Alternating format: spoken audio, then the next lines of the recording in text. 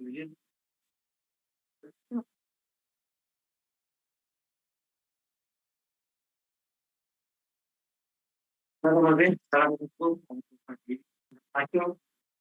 very good morning from Jakarta, Indonesia, to all distance learning enthusiasts and practitioners.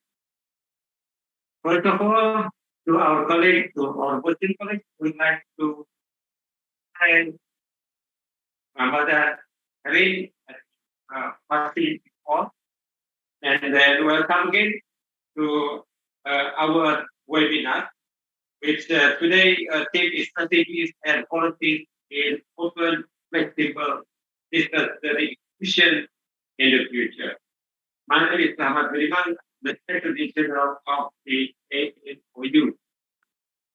Without further ado, I would like to invite the President of the AAOU, Professor Ojat Darujat, is also the Rector of Universitas Terbuka, to deliver an opening remark. Professor Ojat Darujat, the screen and mic is yours. Yeah. Good morning, everyone. Ladies and gentlemen, it is my pleasure to welcome you to the second series of AAOU webinar 2023. The keynote speakers, Professor Dr. Rajni Chand, Chief Executive and Vice Chancellor Wawasan Open University, and then Dr. Rajni Chand, the Director of Center of Flexible Learning, the University of the South Pacific, and also a friend of mine, Mr. Rahman, Secretary General, and also the moderator. As we continue our commitment to providing a platform for open and distance educations or distance learning, we aim to bring you the latest insight and discussion on the emerging issues in the field of open and distance educations. Today, the AAOU, ASEAN Association of Open University, has brought you another webinar with the issue of strategies and policies in open and flexible distance learning institutions in the future. So, as we continue to navigate through the rapidly evolving landscape of open and distance learning, we must discuss and explore the strategies and policies that will reshape the future of open and distance learning institutions. Ladies and gentlemen, so for that we honored to have two distinguished speakers who are experts in the field and will be sharing some thoughts and ideas with us. Our first speaker is Professor Dr. Rajni Chand. Good morning, Dr. Rajni Chand, the Chief Executive and Vice Chancellor of Wawasan Open University, Malaysia, in Penang. And then the second speaker is Dr. Rajni Chand, the Director of the Center for Flexible Learning of the University of the South Pacific, PG. It is my pleasure to have you here, Dr. Rajni. And of course, our moderator who will be leading our session today, Bapak Fauzy Rahman. And we are grateful for their participations and their valuable contributions to our webinar today. So their insight and experiences will undoubtedly provide valuable perspective on this topic.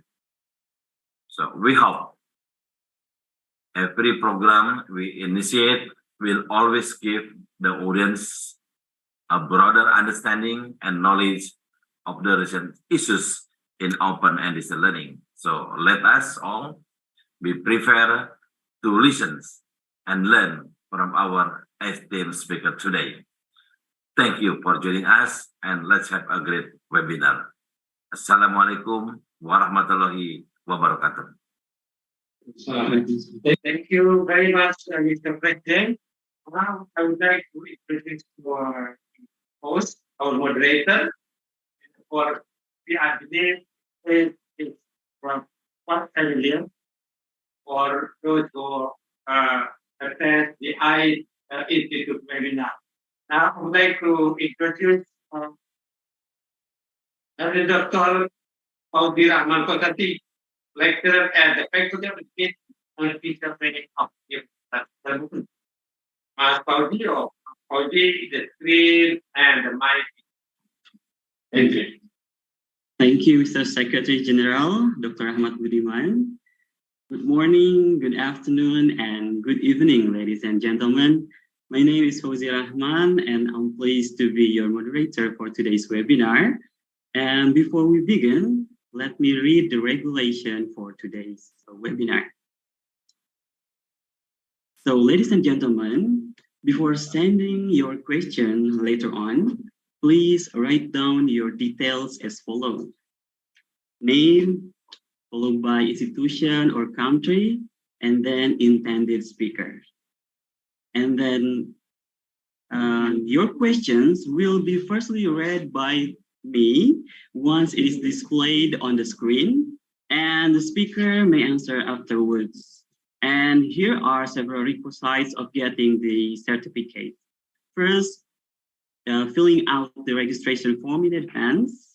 And then the second, following the whole program. And then the third, filling out the feedback form. The link will be shared by our team after the program. That was the regulation. And as everybody knows, two eminent speakers will each have 30 minutes to present their insights on the topic. After their presentation, we will have the Q&A session. So if you have any questions, please type them in the chat box and we will address them as time permits. Without further ado, let me introduce our first speaker, Professor Rajni Chand. She is a renowned expert in the field of open, flexible, and distance learning and has published numerous papers on the topic. Professor Rajni Chand is the Chief Executive and Vice Chancellor of Wawasan Open University in Penang, Malaysia. She has over 30 years of leadership experience in academia, industry, and government.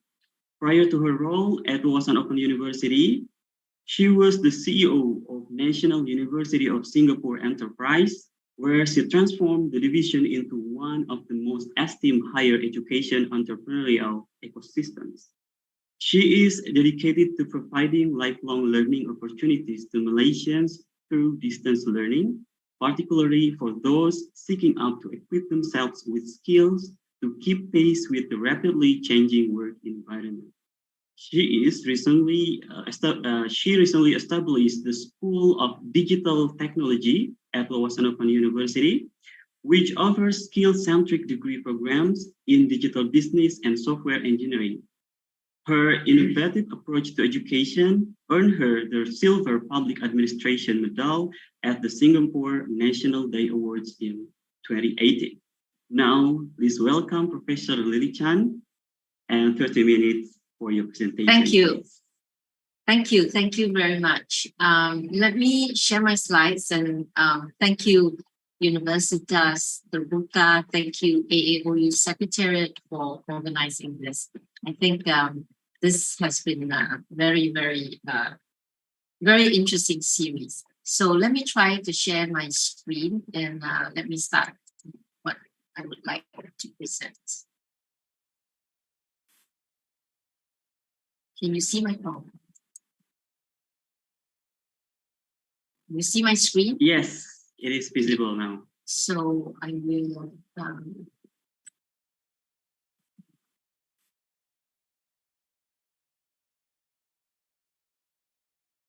All right.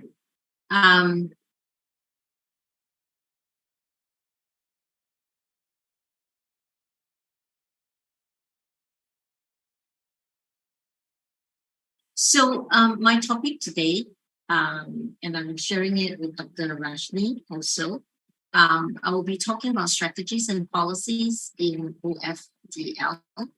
And I listen, thank you very much for putting it on YouTube, AAOU Secretariat colleagues. I think that's one of the best good things that has been done, because I can go back and refer to previous talks and you know, work and build upon this series on the future of OFDL.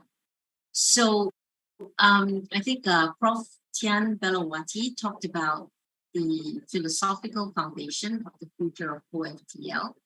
And what struck me was, besides talking about the key points on flexibility, personalization, empowerment, and justice, there was an accessibility underlying tone inside her talk back in February.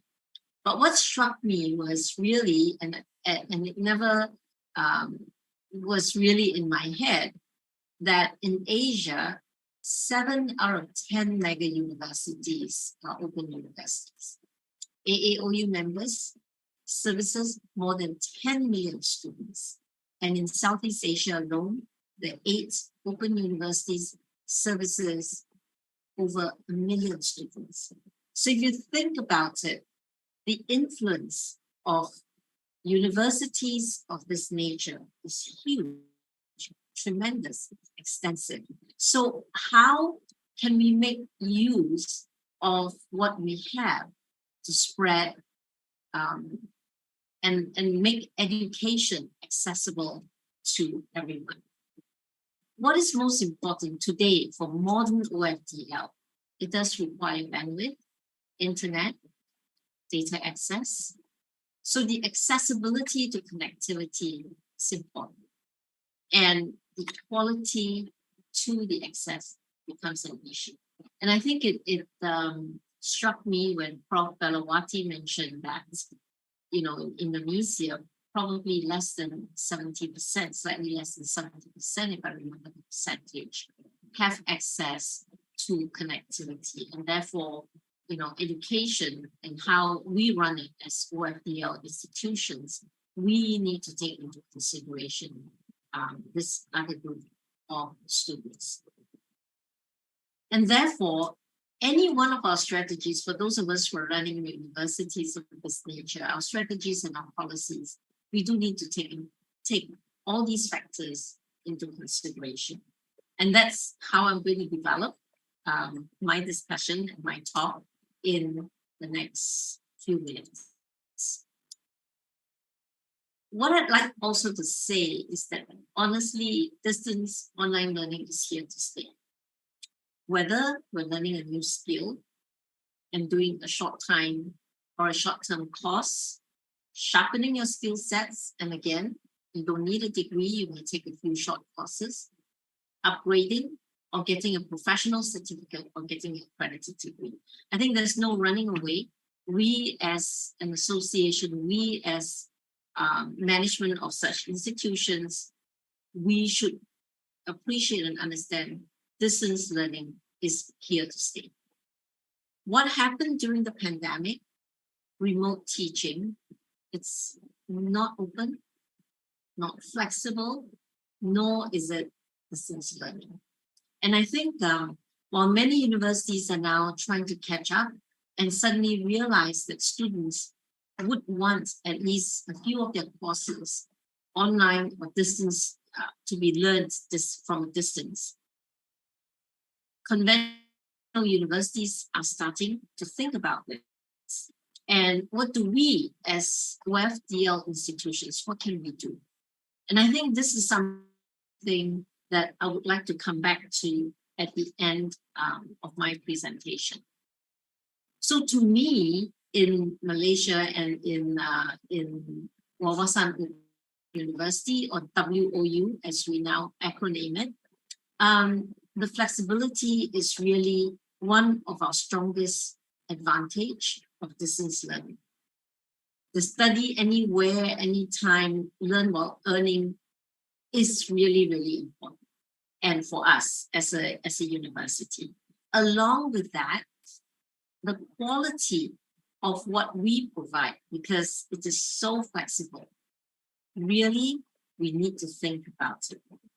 So accessible connectivity and non-traditional admission requirements. And I'll talk a little bit about that, what that means in Malaysia. Generally, we know the accessibility also means that it is less expensive than traditional education models. The wide selection of programs is something that is there, but I think many of us have not really made full use of it. And what do I mean by that? I think across countries, across geographical locations, we can share our courses. And I think this is something that our organization or AAOU will need to work a little harder on. We don't need to repeat, we don't need to duplicate. We have to be able to utilize each other's courses because it's now distance learning. Our students can access it anytime, anywhere. So this is something, again, from advocating it, how do we then in future put it into practice? One of the policies, one of the strategies we need to think about. Customized learning experience, modern technology obviously will allow customized learning at our own pace. So the creation of engaging courses, interactive courses, intuitive interfaces, all these does require connectivity. And obviously the cost effectiveness is there. So I think the absence of a physical attendance, a requirement for physical attendance, many of us, less buildings, less physical infrastructure. So let me talk about our university and how we see what is the future, and come back again at the end of this talk to see how we can make it different and what really is a strategy for all of us in OFDL to move forward. WOU in Malaysia, we are one of 427, but technically we're now one of 425 private higher learning institutions in Malaysia. I think in the last 3 months, I was told that 2 other institutions have closed doors. I'm talking about private higher learning institutions. We have 20 public universities. 1 of 4 of this is 100% open distance learning. And I will come back to this word, open. What we mean by open in Malaysia. There are 6 other universities now from this pool of private higher learning institutions in Malaysia that now has a dual mode university license. And all this happened during the post-pandemic period. So for WOU, our DNA, no other way around it, OFDL. So what is open, flexible, distance digital learning in WOU in Malaysia? And what do we mean by open and flexible? What do we mean by distance and digital? Obviously, all of you know is borderless, right? And the borderless part, we need to work harder on it. How do we get our students to be able to take each other's courses? Open entry, prior experiential learning. Now, the open entry in Malaysia corroborates with this word APAL. Our students need not have a full equivalent of Form 6 to enter the university. However, they must have enough working experience that can be further accredited or further tested before we can say you can be a student in our university. So our Ministry of Higher Education has actually put in place very, very solid, I feel, very solid entry requirements. How do you assess people who are working, and how do you assess that what they have is appropriate for them to enter the university? last year. So obviously, the flexible part, everybody knows you plan your timing, you manage your time. And many of our students, 90% of them actually continue working and learn at the same time, and supported by tutorials and regional learning centers.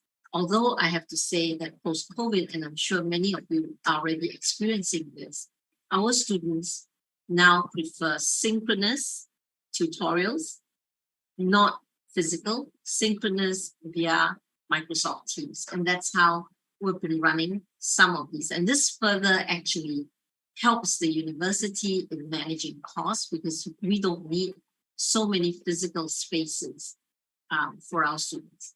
But there also lies, and I'll discuss it, some of the issues related to distance learning, right? Because you do need to have that interaction. The distance and digital, many of you know, you can run it synchronous, can run it asynchronous, can run it hybrid. What is important in WOU in the last 3 years, we've been focusing on, is a digital learning platform for social connection. And of course, on that digital learning platform, self-instructional materials and contents, which all of us do.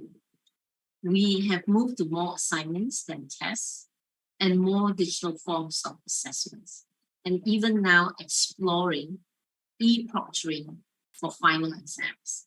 So I think in Malaysia, the Education Ministry has been working closely with institutions of our nature to ensure that this is possible in our country.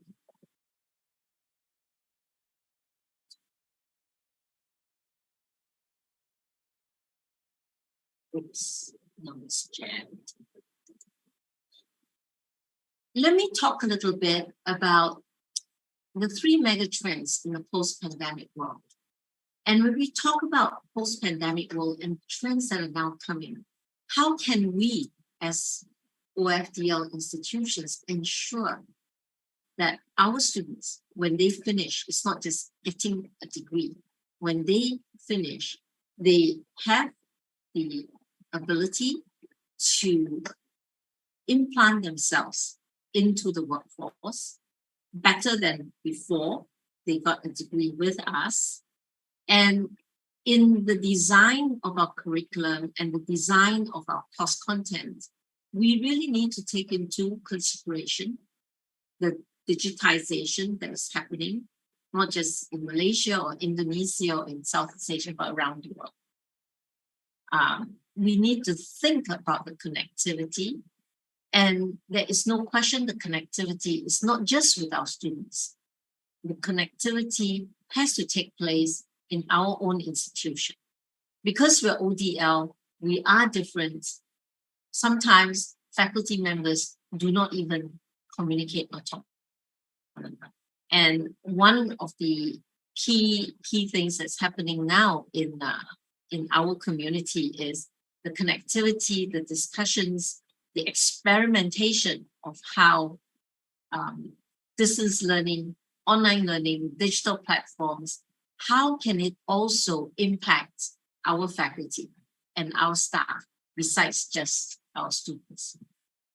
Sustainability, as we know, is a content that needs to be inserted into all our curriculum and our courses. What we know, what we do, what we believe in must change. There are threats from climate change, integration of ESG and sustainable development goals into our curriculum. So in WOU, we're starting to look into it. That's a major part of our policy and our strategy.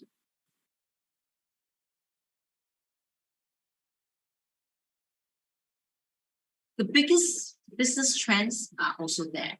So accelerated digital transformation, inflation, supply chain security, sustainability, immersive customer experience, talent challenge. All this, we need to be constantly be apprised that our students are able to get into this business community. Otherwise, the education that we provide, if it doesn't help them, if it doesn't take them into the new business environment, we're not providing the quality nor the level of knowledge our students need to have. So we have to continuously think about this, and our faculty, we're a very small university compared to many others. We have to constantly think about how we can make our content and our curriculum interesting. Interestingly, close to 90% of our students are millennials, and they're from Gen Z. Last year in our graduation, I think close to 80% of our graduation cohort and the convocation are all below 40. So there is a dire need with our young working adults to want to upgrade themselves, to want to get a degree, to want to get on. And OFDL is where we have come to this mode of learning. So besides this providing the content, WOU need to seriously think about, can we help our students when they graduate? They may be working as a technician somewhere, but when they graduate with a degree in engineering, or they graduate with a degree in computer science, can they move on to a higher level position? And again, it's a strategy that we have to continuously figure out how we can implement and how we can make it happen. It's no longer, our students are no longer coming to WOU just to get a piece of paper today. That piece of paper that we provide our students need to have that value to be able to take them to the next stage. And I take pride in giving an example of one of our staff members who got an MBA from WOU a few years ago. And her husband got a job in Singapore. And without my knowing, as many of you know, I come from my former position was in National University of Singapore. This staff from WOU now has a position in NUS. And her qualification is an MBA from WOU. So I take pride in that we have to provide that kind of quality, we have to produce that kind of students. And this, again, to me, is quite important, that OFDL universities need to maintain that quality and produce the students that we want, that the industry wants. I mentioned earlier in WOU, 50%, actually 50% of our students enter WOU via APEL. APEL is the prior experiential learning. They do not have the traditional qualifications from a high school, but we're very lucky that the Malaysia Ministry has come up with a scheme like this over the years. And this has really allowed students to move on and be able to enter university, which traditionally they would not be able to do so. And many of you also know, with universities like ours, more than 90% of our students are working adults. Majority of our students come from multinationals and small medium-sized enterprises, and traditionally a B40 population. So what's a B40 population? B40, we use that terminology economically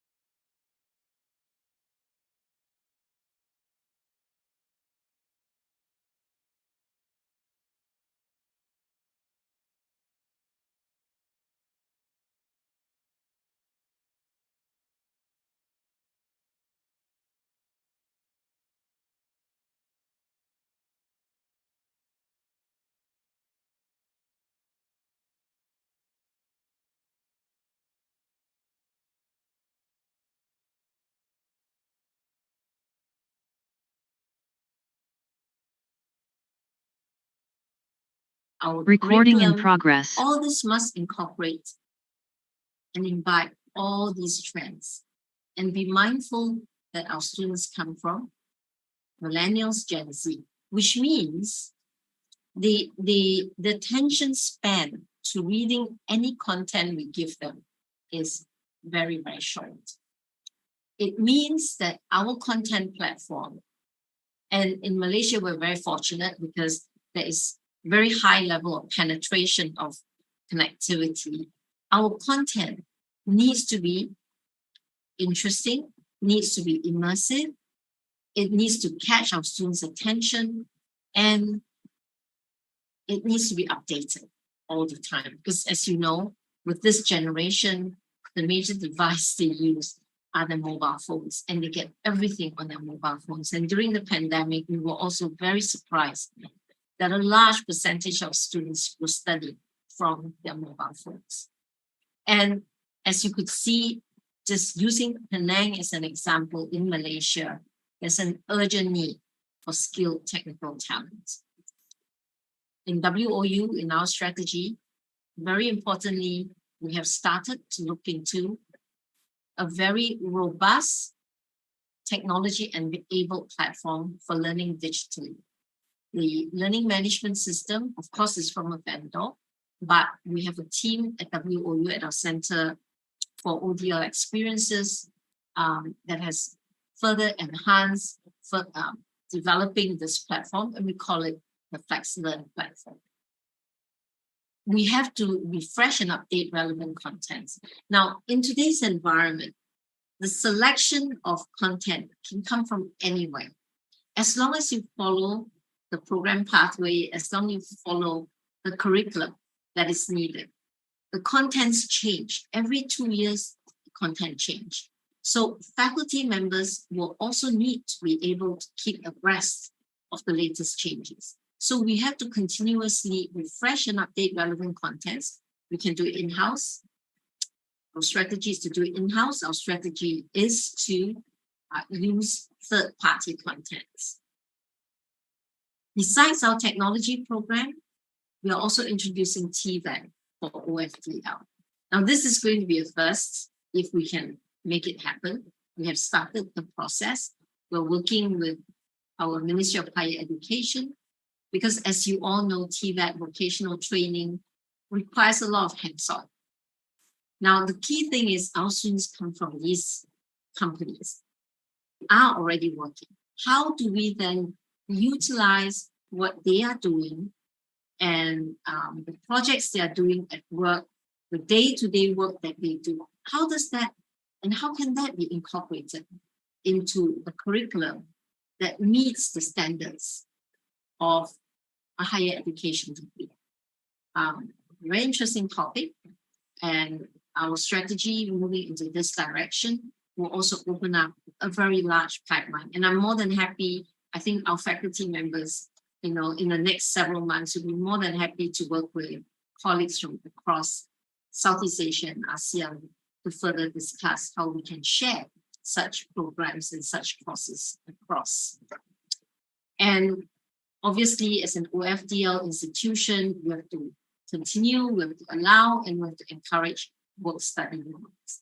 And our work-study models are not internship, our work-study models are real.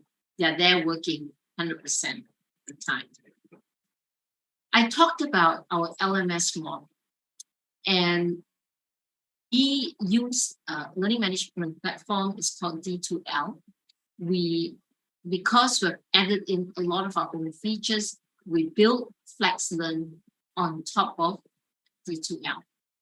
So a lot of all this is going to be the user interface, can either be on a mobile phone, or it can be on a mobile device, or it can be on a desktop computer. But increasingly, we find that our students are accessing and studying on the go on their mobile devices.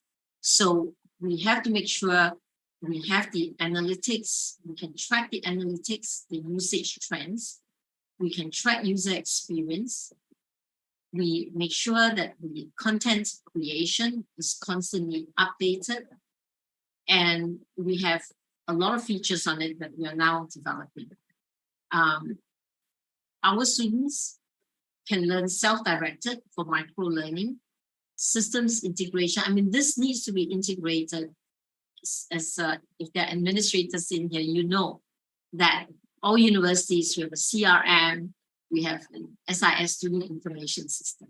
We need to be able to integrate all this, their learning time, the courses they take and everything into an easy to understand interface. So I'm a working adult. I have to take 30 courses or 40 courses for my degree. I have taken 20. I do not remember which are the 20 I've yet to take. So we want to make sure that our learning platform and our ability to allow students to get into this kind of a format, they will know what are the remaining 20 or 10 courses they have to take before they graduate. We will also, calculate the CGPAs for them instead of writing to the registrar and asking the registrar, please tell me what my CGPA is. So we hope that in the next 2 to 3 years, this will be the way WOU students will be studying. They're already partially there. I would say 20% of our students are able to use this, but not to the sophistication we would like it to have, but it's simple enough. And close to 100% of our course content are already in a semi-interactive format.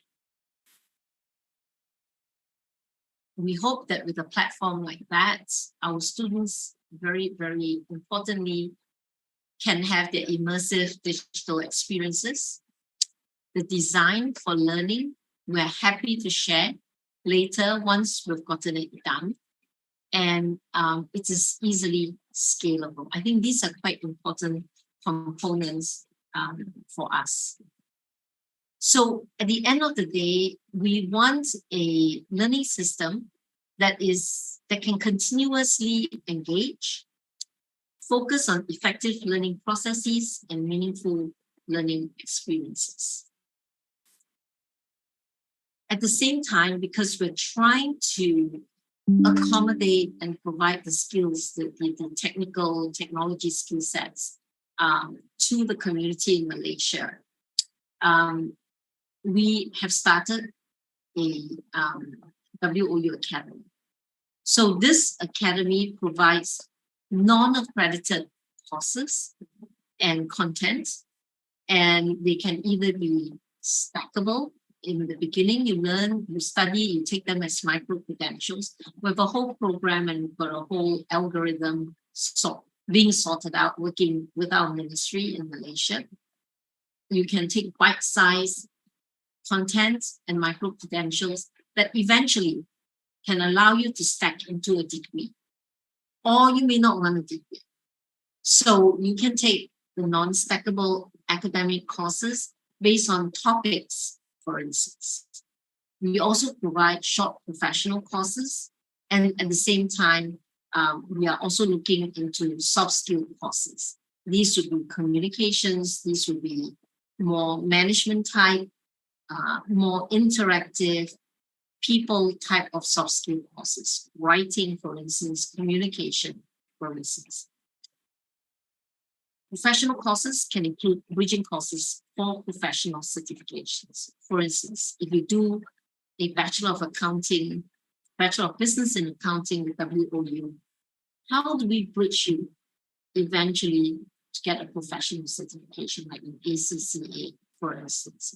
So this is what our academy will be focusing on in the coming years.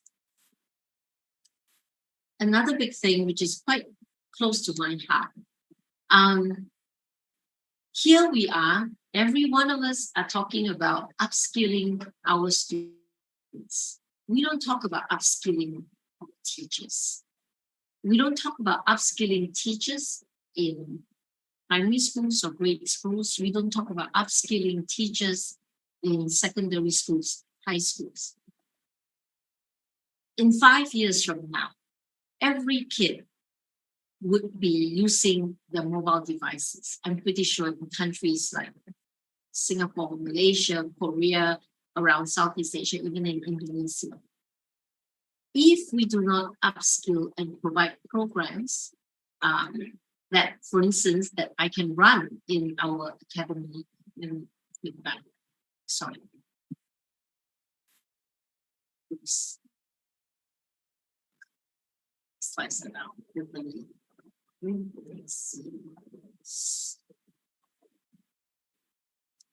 Sorry. Hang on. I'm about to finish, but I'm struggling with my slide deck.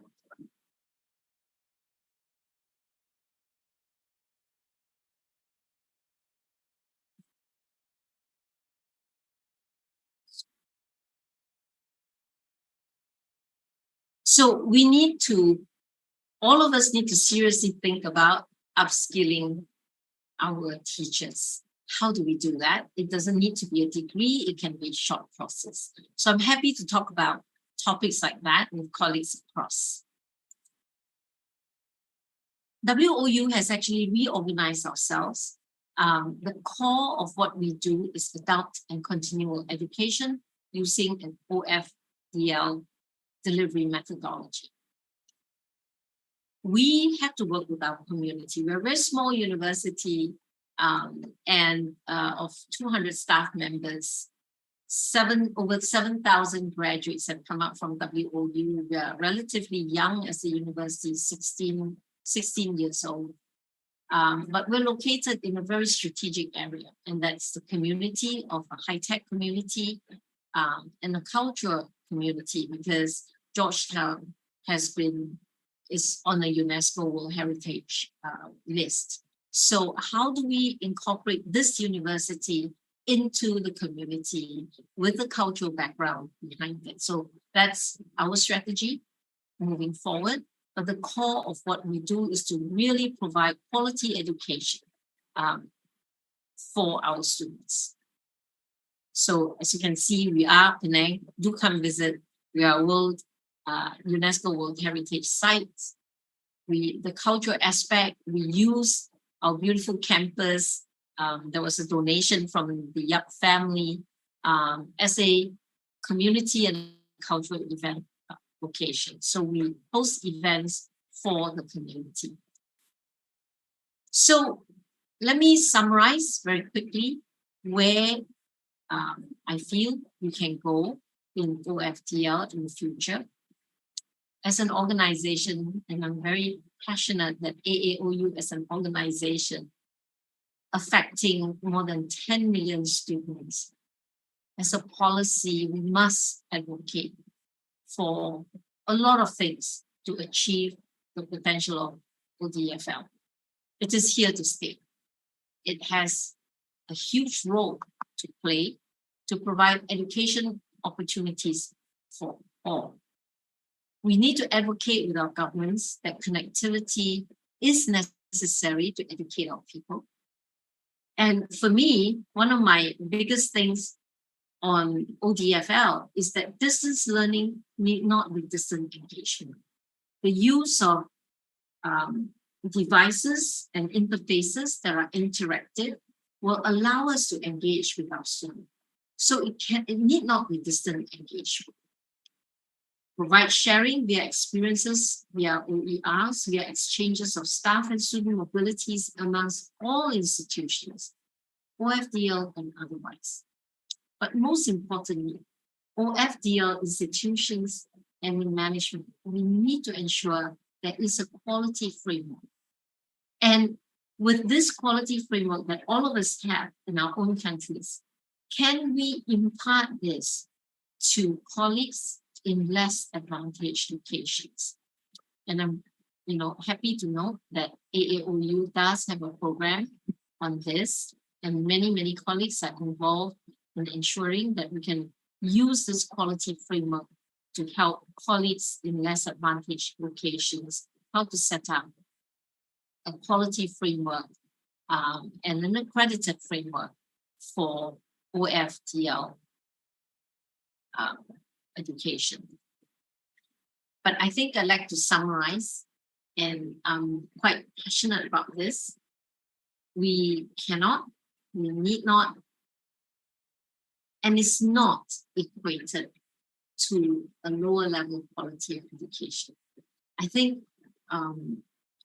there is always that, elephant in the room, as I call it, that if you attend, open, flexible, distance learning methodology, the institutions that provide it are of not the same quality as conventional universities. We cannot allow that kind of narrative to go ahead of us. So we need to uphold the quality of what we do. And that has to be one of our biggest policy, no matter what we do, that the quality should be there.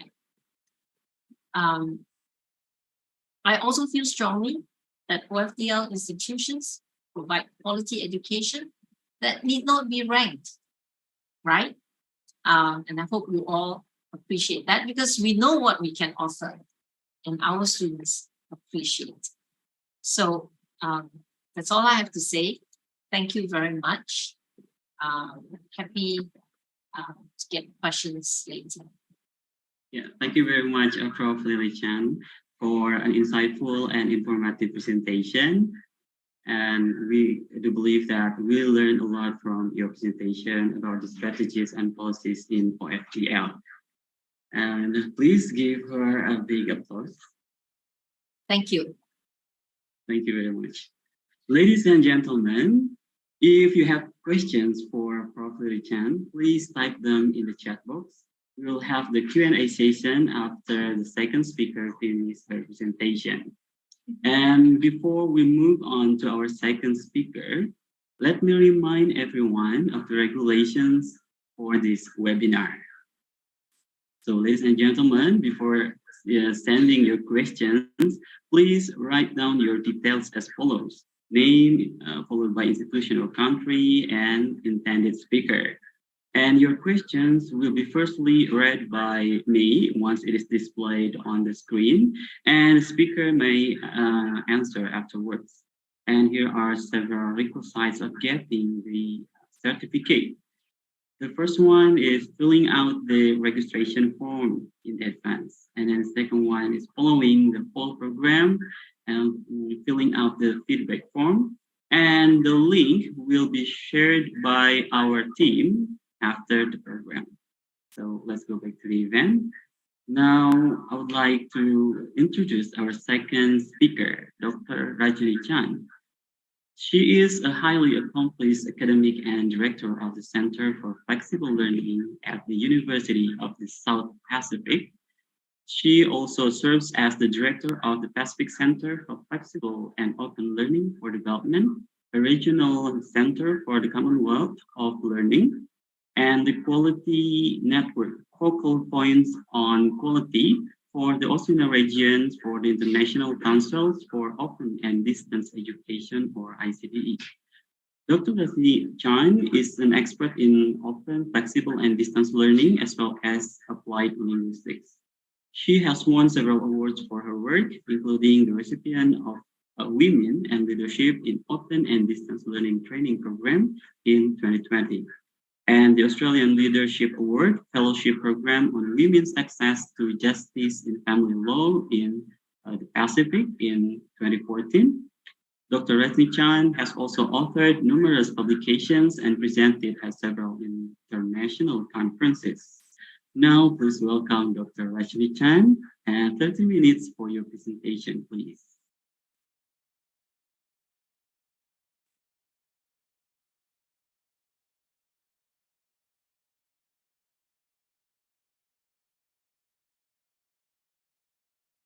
Hello, everyone. Can you hear me? Yes. And can you see my screen? Yes, I can see your screen, your slide. Okay. Thank you for the invitation to present at the Asian Association of Open University. Before I begin, I would like to thank for the kind invitation. And it's nice to see a few familiar faces, including that of Professor Lily Chand. It's indeed a pleasure to see so many of you here. Before I'll begin by giving just a scenario of what USP is. I will be speaking on the strategies and policies on OFDL that we have at the university. But this is where we are. Excuse me. A regional university. Excuse me. Could you please make it full screen, your slide? Oh, sorry. Yeah. Okay. Excellent. See it? Thank you. Okay. Yeah. Let's go So, on. the University of the South Pacific is a regional university, meaning that there are not so many universities in the Southern Hemisphere. And when it began, it had basically a responsibility towards all of these neighboring South Pacific countries, because when it was established, nearly all of these countries had just been independent. They were struggling to start their own nations, didn't have these skills, didn't have the various kind of expertise that many other countries may have. So when it began in 1968, it was at the base which was used as an Air Force base by New Zealand during the Second World War. And at that time, the newly independent nations got together and decided that instead of just depending on the colonial masters to provide them with the support, the education, and the scholarships to take a handful of their people to the countries for study, they needed a space for their own. They needed a place where they could send their own students. And there was a need to also have teachers for the newly established countries, developing nations, schools, and education system itself. So it began with the aim of providing teacher training. That is how the University of the South Pacific started in early 1970s. And when we have a look at the geographical diversity we have, it's not possible to travel to those places to teach. So it started with distance education, which meant print-based education packages. And that is how they started to serve the countries and the students who could not travel to Fiji on scholarships or could not travel on their own to Fiji, where the university's first campus was set up. So the print base as a study program began. Later, other campuses were established. And soon after the distance education program started, we slowly moved to using the learning management system in 2006.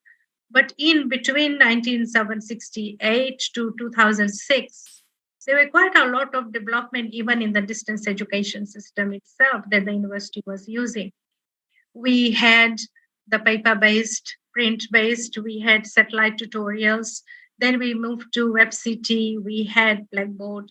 So we had quite a bit of migration from all of that before we moved to learning management system itself. So when we actually have a look at the situation of where this university is, it is covering 5 time zones, millions and millions of square kilometers of sea. We have campuses and sub-campuses in all of the 12 countries that we have who are the member countries. And these countries are not the same. Some can be coral atolls, some are volcanic, others are very flat. Some can have 300, 330, or maybe 1 or 2 islands only. The towns and cities where these campuses are situated are again very different. Some of them can have, like in Fiji, you can say relatively good internet and electricity connections, but the same can't be said for other countries. Education, however, is compulsory in most of the countries, and it is free until the age of 16. Most of these countries have their own, since 1968 till now, started their own teacher training colleges. They have their own medical college, they have the TVET, and some of these countries have now established their national universities. And there are also plans to have others in a few countries as well. The Human Rights Index is pretty good. However, some of the countries are still pretty low in when we look at the Human Rights Index itself. So geographically, when we have a look at the countries that the university serves, we have to provide education to all of these, either by online, face-to-face, flexible, cohort, any of the methods that you can think of. But you have to be understanding of the diversity that we have. The campuses, the various years, the population, the geography, the internet penetration, and the official language. Internet penetration, when I look at this data, doesn't mean the kind of technology students are using for education purposes, but it is looking at the overall population usage of internet. And that is a challenge that we face, and we actually have been facing since the university was established. However, over time, our ranking has been pretty well recognized internationally. We have been included in the various ranking systems, and that is something based on the kind of quantity, the quality, and kind of answering to the need of the region that we have in mind. So what were the challenges that the university had? I would like to start off by saying that we are not a very fully fledged open university. We're just slowly moving in that direction. We started as a face-to-face together with print mode, but then over time, we have introduced other modes of study depending on and where the need and the facilities are. From the very beginning, we realized that distance, the connectivity, and skills were the challenge, and that was the reason why the university was set up. However, over time, the solutions were found. We have to look at a plan A, B, C, and D whenever we are teaching by any of the modes in the region. So even when we have printed material being sent, if the students cannot access those, the sub-campuses or the campuses may have copies. The students come to those to have a look at the material. Some of these countries may not have that many resources. The university may be the only place which may have the most good connectivity or electricity for that matter. If you go to any of the countries, for example, if you go to, for example, Kiribati, the campus is the only place which may be open until midnight. That may be the only place which may have the best study environment for students. So the students would be staying on campus even beyond their tutorial time because it provides them with this supposed learning space, the peers, the resources, the electricity, and the internet, which may not be possible in their own homes in many cases. We have satellite tutorials, and as I have mentioned earlier, learning management system, including WebCT and Edison, had been used, but currently we depend mostly on Moodle for our teaching and learning. So over time, all the academics who come to university are made aware of the kind of teaching and learning environment USP will have. Unlike many other universities they may have come from, which would just have a face-to-face teaching environment, we have a mixed mode. We have face-to-face, print, online. We can have a mixture of all of this put together in a blender, I would say, calling it a blended. We would have flexi school depending on if any particular course is on demand in any particular campus. So the staff would travel from the main campus in Logala to teach in those small island countries for something like 3 to 5 weeks to offer the course, which may be part of a program that they are studying. And there could be cohort, which is a specific group demanding a particular course to be taught. And this can be any time of the year, doesn't have to be in the semester timetable itself. So the Center for Flexible Learning has a pretty big responsibility. It doesn't just provide the support for the academics. The center also provides the support in form of the services for the students, where it looks at the learning support in the form of student learning services and first year coordination. So we provide the professional support for the academics, helping them with their learning system, helping them with the various course development requirements, guiding the academics in the design, development of the material for the various modes itself. So the team here is basically, I could be proudly saying, the experts in the region who know how to put the things together with the context and the level that the region has. And also keeping in mind the challenges that the region may face. So there may be situations where something may need to be simplified or where something need to be put in something else or some other form, because the connectivity issue could be a problem for many. We also provide the Moodle support for both academics as well as the students. And as I have said, the student learning services and the first year coordinators provide the support for the learners in forms of peer mentoring, past leadership program, and identifying of the at-risk students, so that those who are falling through the cracks are assisted.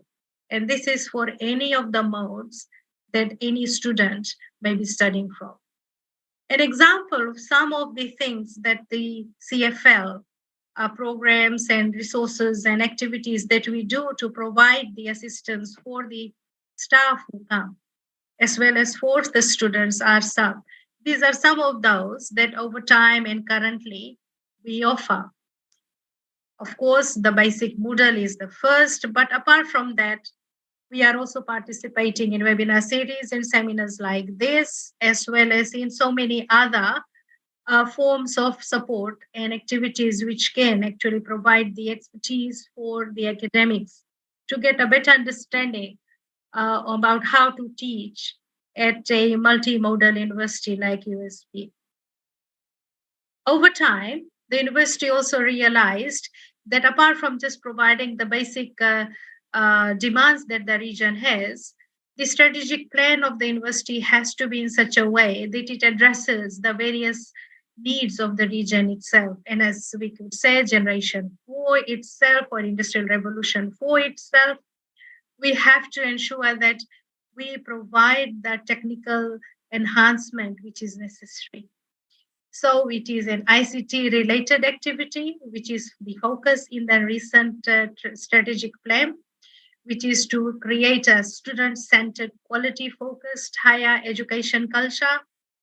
It is also some place where regional campuses and global engagement comes to as a priority, given the fact that it is the only largest, or I would say the only regional university in the Pacific and one of the two only in the world.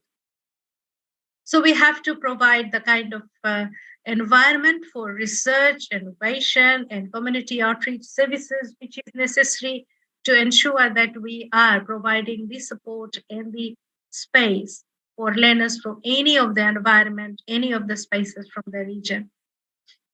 On top of that, we have to ensure that it provides, as I have said earlier, the teaching support that is necessary for students so that from wherever they are, within the country or within the region itself, they are able to grasp the learning as it is, and we provide them with the support on how to cope with that. So at times you may find students who may be learning or studying in a course which is by print mode. They may be enrolled in another course which is a blended mode. And then in the December break, they may decide to do a flexi school. And if they are working, they may be part of a cohort. So the student also has the expertise of switching from any of the modes possible, because CFL provides them with the support which is necessary, and the academics who come to the university are familiar with the kind of content and the delivery for each of the modes that is there for the course that they are offering. And the strat plan is focusing on the learning technologies and advancement itself. And the way in which we are moving into integrating these is through the USB Connect. USB Net is a satellite network, which is a hybrid system.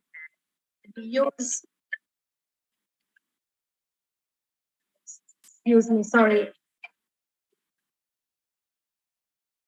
I'm really sorry about that.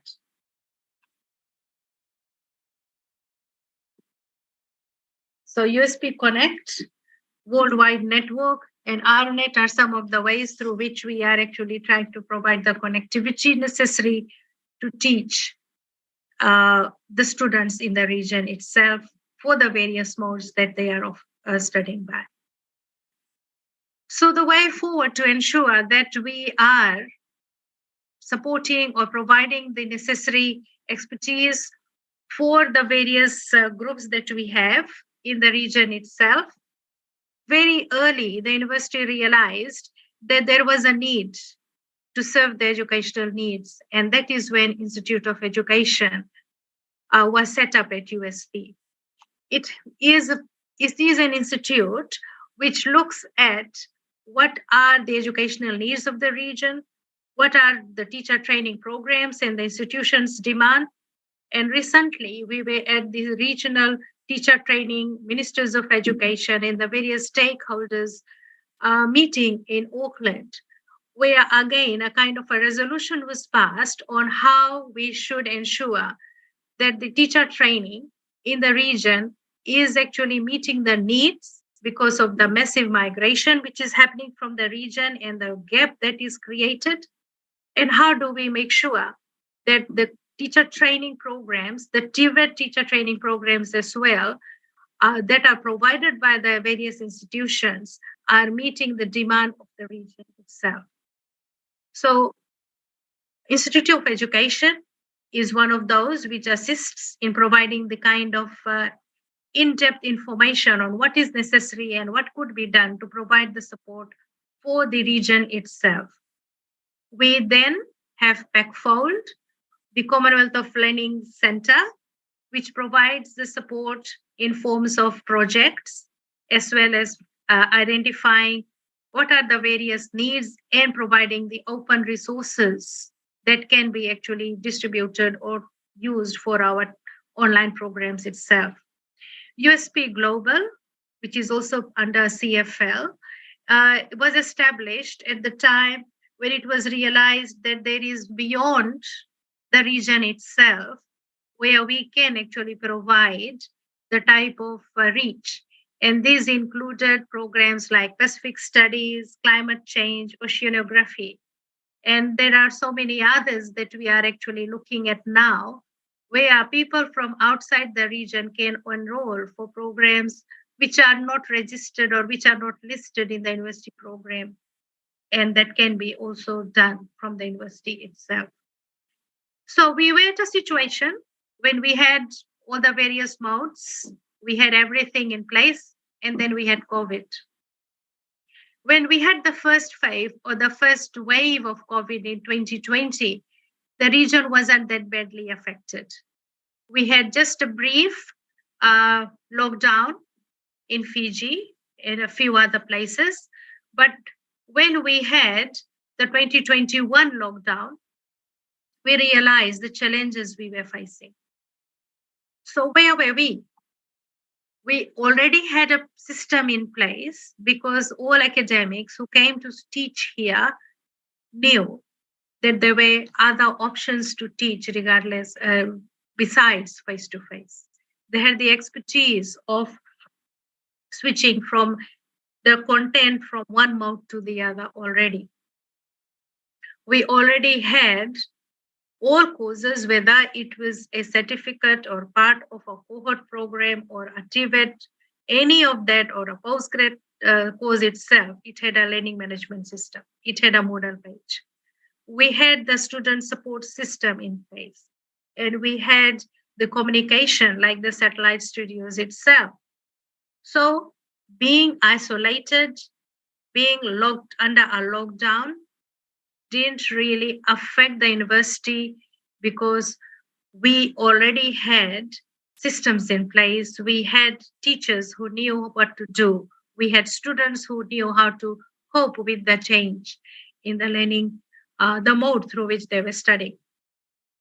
However, of course, we needed to change some of the face-to-face courses to the emergency remote teaching mode, and we had to introduce e-proctorial in some of the courses which required exams at the end. But it didn't take so much of an effort, given the fact that the students as well as teachers were a bit aware on how to switch from one mode to the other, as well as study in isolation. Excuse me. Additionally, at the time of the 2020 lockdown, the region itself realized that there was a need to do something for those who were falling behind. So we have currently a 5-year M.Pd funded project, which is looking at how to enhance the capacity and efficiency in the education sector in the region. And this project looks at beyond the academia itself, because the project is looking at providing the support for student, youth in the NGO sector, as well as in creating the e-repository and looking at the various resources and change for the region itself. So some of these that we are looking at is creating an OER collection for the region, giving the confidence where digital skills are concerned, providing the avenue for open courses, as well as increasing the knowledge and skills in using OER in the region. Given the fact that there are not so many universities who are teaching by flexi mode or open, or we don't have the schools itself where you may have teachers who may have the confidence to actually design or use online material or know where to find the resources. The project looks at providing that type of skill development for them. So these are the work streams and the projects under that.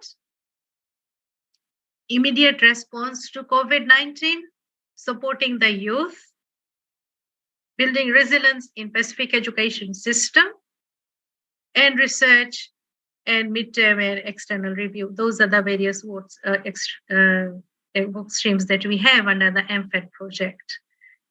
And midterm, we have achieved so much so far. And you will notice that this is something that is going to end in 2025. So, but the TVET educators designing and accessing toolkit, we are nearly there. Partnership with NGOs in the youth is something we have to focus a bit more. Interestingly, we had thought that the teacher training in ODFL methods could be something that would reach the target by 2025. Given the fact that we had COVID, given the fact that the teachers realized that understanding open and distance learning is important, we have actually reached beyond what was the expected target. And of course, we have other where training in ODFL policy and things are concerned, and we definitely will be reaching the target before the project ends. Establishing the community. Beckfold is basically involved in promoting OER in one of its priority areas. And we have over time conducted community outreach, provided the space, as well as awareness workshops are conducted at USP. And we offer MOOC, and we have been doing that since 2019. Even though it is not considered an OER, but the resources which are used are all OER. And we are currently in negotiation to see if we can create badges or have some form of micro-credentials included so that we can get more people interested in assessing the open learning and looking at how they can be part of the curriculum itself. The PECFOL partnership has been very useful in the development and management of the regional tool, and we look forward to working on that more. We had a regional meeting looking at the realizing what TEL in the Pacific and what its importance is like. And we had partners from IDB, Ketelpa, Commonwealth of Learning, MFAT, UN regional coordinators, UNESCO, others sharing their views on what the region needs, remembering that this is not just a one country university. We are looking at 12 countries with diversity, with challenges, and all of them facing similar problems of lack of skills, migration of skilled workers, and the gap that is created requiring continuous upskilling. So what are the various projects that are and that can be done, not even if they are in face-to-face, if they are in an online mode, how can they be done and what is each of them doing in this? So we had the various agencies who participated in the meeting. We again, in a way, very related to that, had the one in Auckland beginning of this month. And it showed what the concern was or what the various agencies realized the Pacific need was, as well as what the various ministries of education and the vice chancellors of national universities thought and what the USP could do for them as well. So these were also some of the other agencies that participated or who are actually looking and doing things where open learning is concerned. And in one way or the other, all of them are somehow associated with USP. So even if they are not coming from CFL, they would be from any of the other schools or sections of USP. And they are, in the way, taking it upon themselves as a responsibility to provide the support which is necessary for the region. So the way forward, USP in the region is vulnerable due to the various challenges. COVID-19 was just one of that. Soon after that, we had the volcanic eruption and tsunami in Tonga. We have had cyclones and hurricanes being hit by Category 5. We have had tsunami warnings. So how do we cope? As I have said, the region is so vulnerable, and we have in the past have had a plan A, B, and C. If face-to-face doesn't work, if print doesn't work, if blended mode doesn't work, we also have some other way in which we still reach out there to teach and learn by any of the modes, regardless of the location, because it is the university's responsibility, because that was the pledge the various country heads took in 1968 to ensure that the region was educated. And we had a regional university which took it upon itself as a responsibility to educate the region. So that is where USP is. And even in 68, it had a view on what the future may have, and we are looking at it. So we, as I have mentioned, have had meetings, we have had discussions. There are various projects which are looking at how to continue with the university's strat plan, with what the region's demand and the need are. Thank you very much. Well, thank you very much, Dr. Rajni Chand, for an interesting and informative presentation. We learned a lot from your presentation about the strategies and policies of OFDL institutions in the future from the USP experience and perspective. which I do believe it will also beneficial for FDL practitioners. Ladies and gentlemen, please give virtual applause for Dr. Rajni Chand. Now we will proceed to the Q&A session as we already got questions from the participants.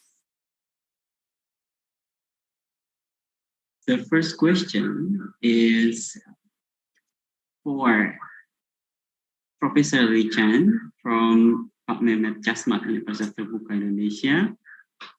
Are there any special requirements for participants who will take bachelor, master, and doctoral degrees at OFDL in your country? Many thanks for all your kindness. Yeah.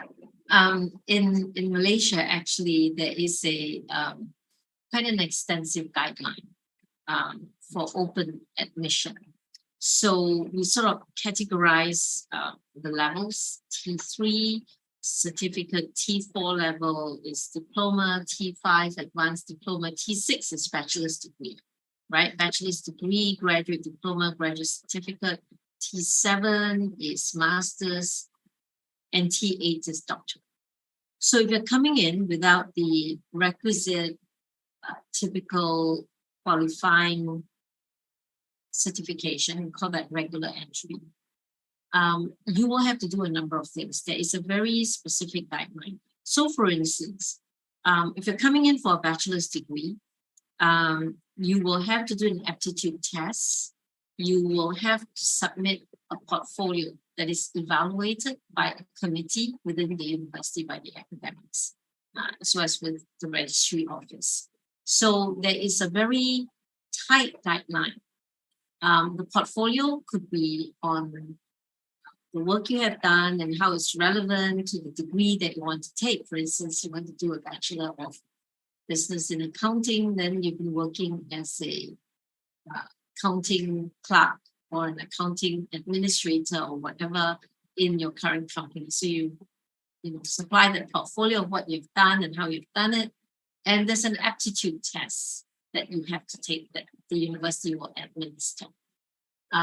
So that's an example of what you need to do if you're coming in without the requisite typical conventional qualifications for a bachelor's degree. And of course, in Malaysia, we have guidelines on postgraduates, masters, and doctorates. So I'm happy to get offline and point you to the places where you can find information like this. Yeah. Did I answer your question? I think yes. Also, we also have an age requirement in some areas. For instance, if you want to go for a doctorate, right? I believe, if I'm not mistaken, it's 35 years old. You cannot be 18 years old and you want to apply to do a doctorate, right? So there's a minimum age requirement if you're coming in through the non-regular, meaning the open route. And there is quite an extensive guideline that's put together. And now with the advent of micro-credentials, we are working on coming out with the guideline and the framework for stackable micro-credentialing for the future. And this, hopefully within the next 6 months, it should be in place. Well, thank you, Prof. Thank you. And I think it already answers Mehmet's question. And we move on to the next question. It is, okay, this question is for Dr. Rajni Chand from Anadia, Pakistan. Can you discuss the role of government policies and regulations in PG in shaping the future of FDL and how USP can navigate them? Thank you for the question. Of course, we do have policies in place where ODFL are concerned.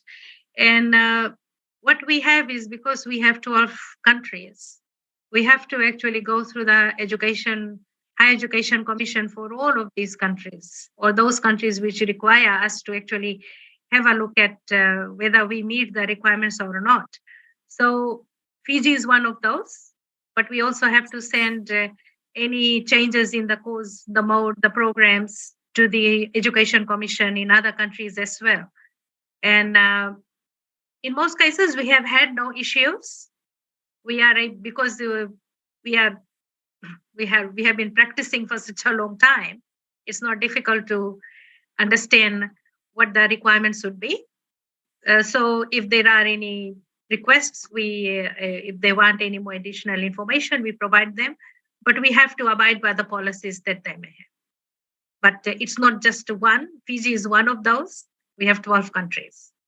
And many of them would just be accepting whatever the policies are. Some of the countries want the university to go through their own national, like the Fiji Higher Education Commission. So we do that.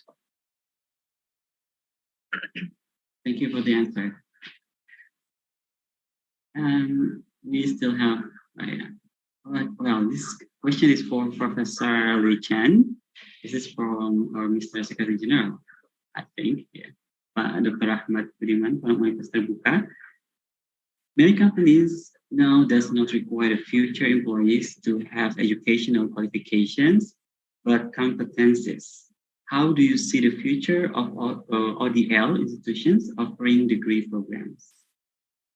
Thank you, Dr. Rahman. This is a very, very pertinent question for the future of OFDL. And that's the reason why in WOU we started the WOU Academy, because we can foresee this coming.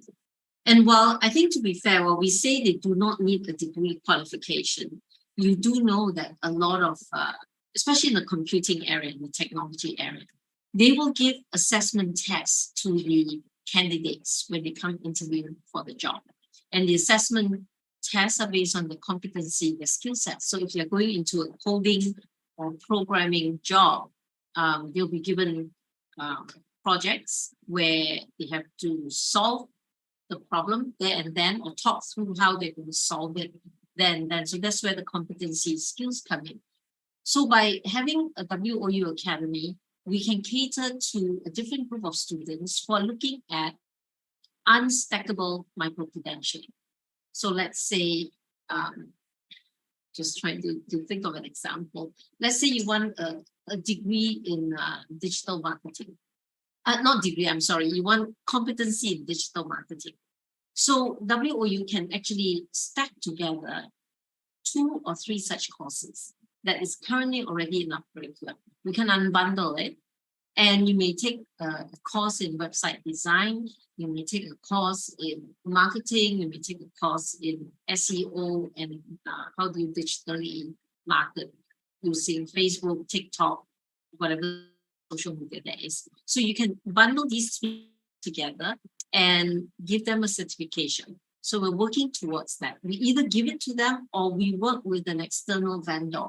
As you all know, Google does have Google certificates, IBM, all these do provide certifications. So we are going down that route with the competency aspects of skill sets in the future. I think we continuously need to reinvent ourselves. Yeah.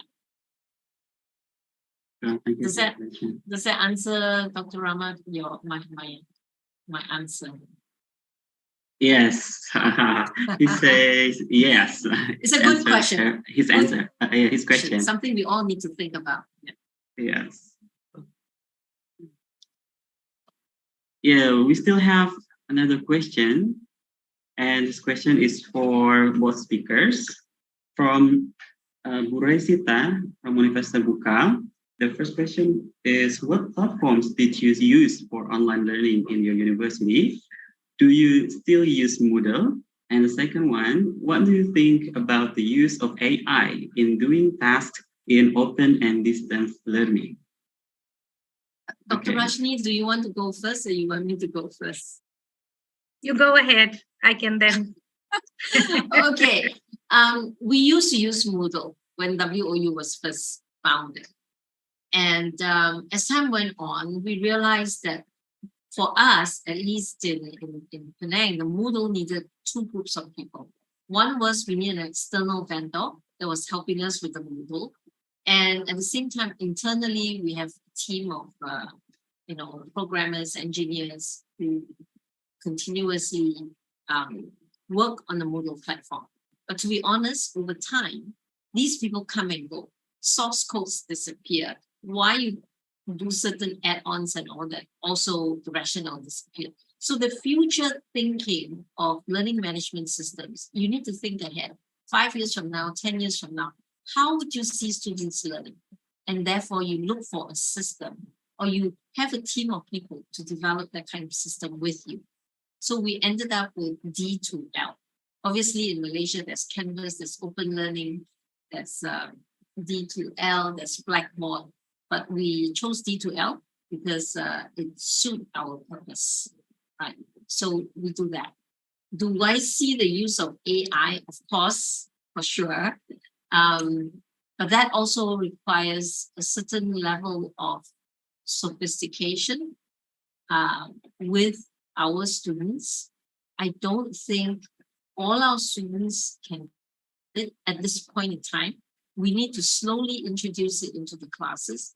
For instance, our School of Digital Technology has started to introduce ChatGPT as a complement to student learning rather than competition to assessments and tests and all that. And that really, because it's so new, that really requires a bit of development work for the faculty members. For sure, I think AI is here. You cannot run away from it. How do we make use of it? Are our students today ready to use it and ready to bring it on board? I don't think so, not all yet. But I think in time to come, it will. So we have to plan for it. Yeah. Even faculty members, right? When ChatGPT came out, I'm sure a lot of faculty members did not know about it last year. And it's only now people are starting to look into it and understand what it is. So it will take time. Right? Excellent. Dr. Rajni, sorry. Yeah. We have used Moodle, and we still use Moodle for most of our teaching. We use OpenX platform also for our online courses. And so Moodle is mostly used. We have also converted some of those MOOCs that were on OpenX platform to be put on Moodle, for the reason being that most of the people in the region are more comfortable using Moodle. And because we also have a team here which can provide the assistance, we have people both for the back and the front end of Moodle expertise. So we are more comfortable using that for teaching any of the modes. Where AI is concerned, it's again, I agree with Professor Rajni Chand, it's not something that should be introduced just like that. There is a need, however, it has to be done slowly. It can't be done, and it can be used to enhance our design and delivery of assessments and things that we think of. However we want to do it, it's something that can be worked over time. It's not something just because it is all over the media or just because everyone is talking about it. It doesn't mean that we should also just take on it. We need to keep the challenges that we have in mind before we approach or think of giving it or putting it as part of something compulsory. We had also used Desire to Learn, D2L, but it was quite expensive. So then it has been not continued to be used. Thank you. Thank you very much. The response from Prof. Willy and Dr. Rajni, I think, has answered the previous question. And then next question is, it is also for the speakers from Christina from Indonesia. Thank you for your inspiring presentation regarding teaching material for students with special needs, for students with visual impairments. What strategies or good practices have been implemented to provide teaching materials for these students? Thank you. This is actually a challenging question to respond to. We all talk about inclusivity, we talk about equality, and I think at least on our side in WOU, we're not fully prepared to handle this yet. Although a lot of our recordings, some of the course content are video recorded, that is still to a large extent requires visual looking. And we are actually in our education program starting to introduce a specialization in this. Our LMS has started, our team in working on our LMS, the Flex Learn, is starting to look at color blindness, right? How do you make sure that the platform that we're using can also accommodate this? So I think to be honest, it's not full swing yet. It's not an easy question for me to respond because I know we have not fully been able to handle that yet. Well, thank you, Prof. Maybe another experience from Dr. Rajni Chand. What we have at USP currently, Lodala campus has the facilities of Disability Center, which has the various softwares necessary for people with visual and audio disability. So we actually share the resource, share the content with them, and they convert it in Braille or use JAWS or whichever various software they may have for students with disability. However, we do not have the same kind of outreach in the regional campuses. So what happens is most of the students with disability come to Lodala campus for the studies because at this campus we have the most facilities. We also have in the teacher training program itself special needs program, but we also have the center which provides the support for learners with various forms of disability. But yes, it's not, I would say, the same for everyone in the region. They have to come here to Fiji, to the Lodala campus for studying. But we do have some form of support for those students. Yeah. Thank you, Dr. Rajni Chand, for your experience at the USP. And another question, this question is for Dr. Rajni Chand from Buliri, Indonesia. Some common problems faced by OFDL students are a lack of sufficient time for study, difficulties in accessing and use of ICT, ineffective feedback, and lack of study materials. What are the strategies used by USP to overcome these problems?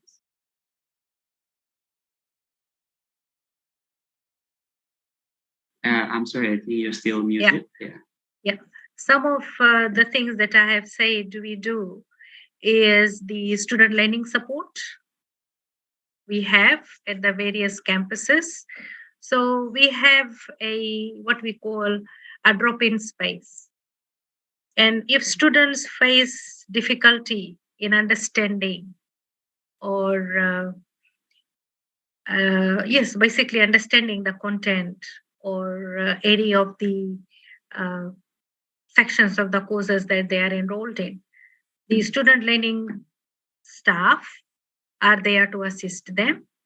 We also have a peer mentoring program where they have what we would say colleagues who are maybe a year or two ahead of them, who have done the course that these lower level students are enrolled in.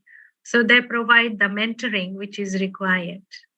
So the learning support is from a senior person, an academic, but a peer mentoring system, a colleague, a buddy is providing that support for the students as well. So that provides them with the kind of encouragement to continue. We also have the first year coordinators who don't only look at those who are at risk or falling behind in the first year program. We also look through the Moodle dashboard system itself, monitor the performance of students. And if there is anyone who has been missing in action for, let's say, 3 or 4 weeks, has not been active on Moodle, has not participated in forums or chats, has not supported or submitted assignments or quizzes, then there is someone on campus to try to communicate with the person to find out what are the reasons why the student is falling behind or is being inactive. We realized the need for that a lot more during the lockdown, and that is where the outreach program or the SNS support, the student coordination at the campuses was very useful to understand what were the reasons why a student was falling behind. Why was the student not showing up for tutorials or for the Zoom meetings or for the face-to-face session? It could not be just all related to the content itself. It could be a psychological, it could be financial. So we have quite a lot of those types of systems in place to help the students. So when we are at Lodala, we have the various student associations. We have the high commissioners for the various regional countries who also conduct the orientation for the students. So they are this communication or the link for the students. So if a student has any issues, there is a big culture shock when they come. We have the orientation program. They have the student association. We have the student learning. So these are the various safety nets which are necessary to keep the students in place. We have the counseling service, which provides the support if the student needs anything which they don't want to confide in with their lecturers or with the body itself.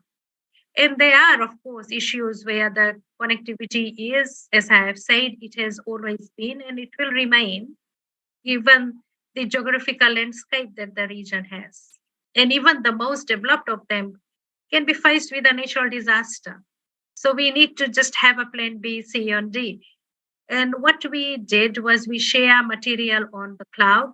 We also share by the USB drive itself.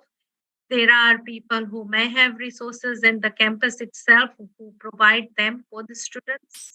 So we try all the means possible to provide the resources. We give them, we have in the past during the lockdown provided the recharge for the students for their phones or for internet connections. That's what something we had to do during the lockdown. But that was because it was one of those situations where everyone was vulnerable. But connectivity is an issue, and we try to provide the support by other means possible. And at times, we have to, like the first year coordinator would pick up the phone and try to contact with the student. So at times, we really have to go beyond what is in the book in order to provide the support necessary. Well, yeah, thank you very much, Dr. Rajni Chand. I think this question is also relevant for Prof. Chand. Would you like to add something, Prof. Chand? We do have student engagement. Again, it's usually the first term when the students come in that they need a lot of help. And of course, in OFDL institutions, we will have students dropping out. There is a percentage of students who drop out. So again, it's a constant reminder, constant engaging. And we hope once we are more widespread in our use of our learning management platform, we're able to track how often these students are coming in and how long do they stay on the platform so that the intervention can start even earlier and not wait until they drop out. So this is an issue I think all of us face in OFDL institutions with what we call dormant students. You don't see them for the next 2 years or so. So we have to use different means. Yes. Yes. Thank you, Prof. Chand. This question then is for Prof. Rajni Chand from Universitas Terbuka. The quality of graduates is an important aspect that needs to be endeavored by OFDL institution. You mentioned one of the strategies is to focus on content creation to ensure the quality of graduates. How do you measure the learning result of the students and how to ensure the learning objectives are obtained? So the learning objectives, obviously, we have a formula that we all follow. When you design the courses and the curriculum, there's a course learning outcome that you have to make sure, right? And if you're going for a particular degree, so that's the whole program. What is the program learning outcome? So there's a formula that we all use. And the content creation, how do you measure that versus what the student has learned? The content creation in the past, and many of us are of that genre where we study on textbooks, where we study on documents. Today, our students are looking at things all over the place. And the content that we create must constantly be updated through videos, through linkages to websites and materials that are very current that will interest the students. How do we measure whether they have absorbed all this? Unfortunately, it has to come down to the assessment, right? To the assessment questions that you're going to provide students and how they're going to answer those assessment questions. I think my personal belief is that the hardest part is not providing the content. The hardest part is coming out with the questions for the assessments and the tests. And how do you make it different every time, every term for that same course, right? I think that's the toughest part that requires a lot more deep thinking from the faculty member. Thank you very much, Prof. Yeah, I think it's clear. And this would be the last question. This question is for both speakers from Jakarta, Malaysia. Challenge faced by OFDL lecturers in Indonesia is a lot of administrative work in Indonesia at once, fulfilling the obligation for academic, research, and community service. Would you please share the strategies and policies in human resource management, especially on academic staff and lecturers at OFDL institution in Malaysia and Fiji? Dr. Rajni, you want to go first? Can I have a look at the question again, please? Oh, sure. Yeah, here is the question. Would you please share the strategies and policies in human resource management, especially on academic staff and lecturers at OFDL institutions in Malaysia and Fiji? Strategies and policies. What we have, the policies that we have for the university, it remains the same regardless of the mode that anyone is teaching by. But we have policies in place where OER policies and flexible learning policies are. And we have to ensure that the courses that are offered by the open or flexible learning abide by those policies that the university has.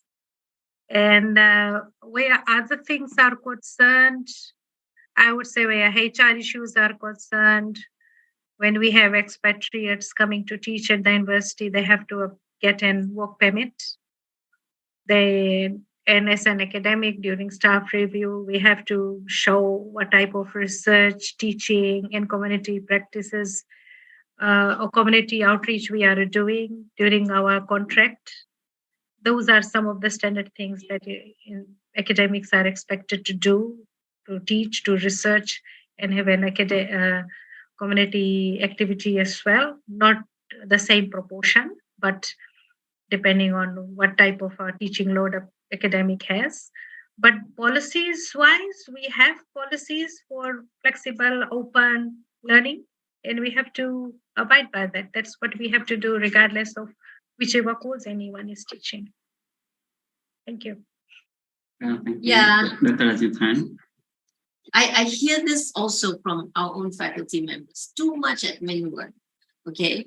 And I think it resonates everywhere. But academic research, community service, those are the three tenets of being a faculty member and academic member. So you have to invite that. But how can we cut down administrative work? We're trying to automate a lot of things. And many of you also know OFDL University started a long time ago with inherited systems that are today outdated. And there is tremendous effort, if we have the money, to change it and make it more friendlier, and everything can be automated easily. But it doesn't happen all the time. So unfortunately, we still have to live with it. But I'm quite optimistic that automation can happen in time to come, and especially in a small university like WOU, I'm quite optimistic that we can cut down on the amount of administrative work. It's all about the thinking. It's about the systems.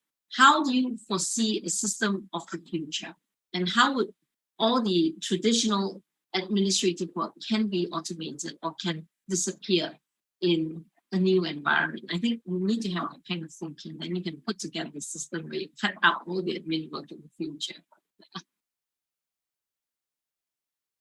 Well, thank you, Prof. Rajni Chand. And that was the last question. And once again, thank you very much, Professor Rajni Chand and Dr. Rajni Chand, for your insightful and fruitful presentation and responses. And I would like to thank the participants for your active participation. I do believe that all of us learned a lot from both speakers. That concludes today's discussion. And with that, I will turn it over to the host, Mr. Secretary General, Dr. Rahman, please. Thank you very much, Moderator, Fauzy Rahman. And before we end our today webinar, first I would like to thank President of the OU for opening the fruitful webinar. I would like to thank our distinguished keynote speakers today, Dr. Richard and Dr. Rajni, and also Fauzy for leading our session.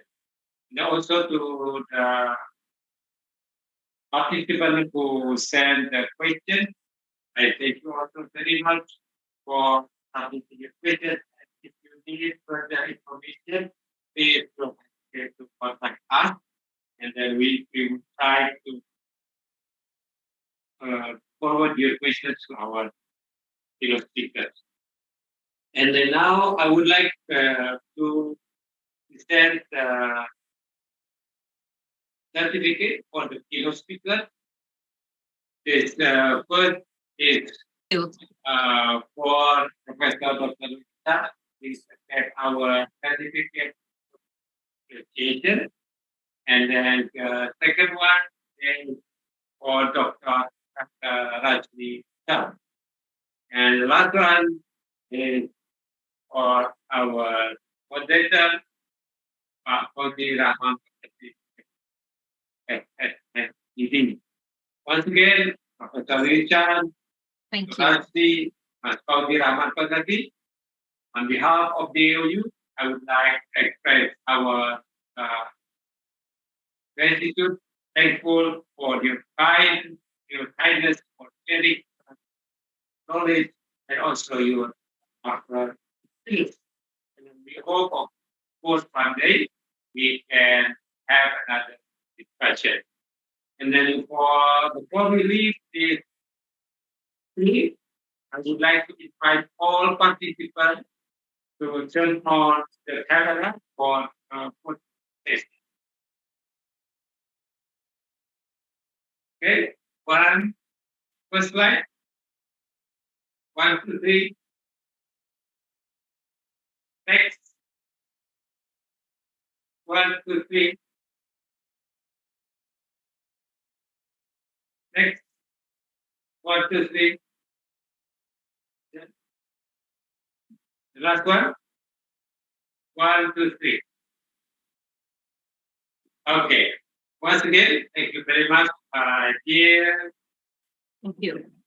Thank you. Speaker today. Have a good day, and also to Dr. Rajni. Thank you very much, and have a good day. Goodbye. Thank you very much. Thank you. Bye-bye.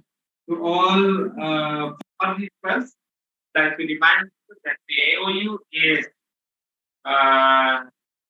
hosting the next AAOU webinar in Anadolu, Turkey, a beautiful city. AAOU conference, the 36th conference in Turkey, in Anadolu University in Turkey. So, please now prepare your first article and present by yourself in Turkey. And then also, I would like to invite the participants to submit the article to the AAOU journal, which is now in school. For the information, if your article is submitted in the AAOU journal, you will have bonus and it's a free registration in the next AAOU conference. So if you have any questions, please check our website, and then you can send us email through our official email address. And last but not least, this is our feedback. Please complete the feedback and then as is mentioned before, completing our feedback is one of the requirements for you to have your certificate. Once again, thank you very much. Have a nice day. Assalamualaikum warahmatullahi wabarakatuh. Waalaikumsalam. Thank you. Thank you. Bye-bye. Bye-bye. Thank you.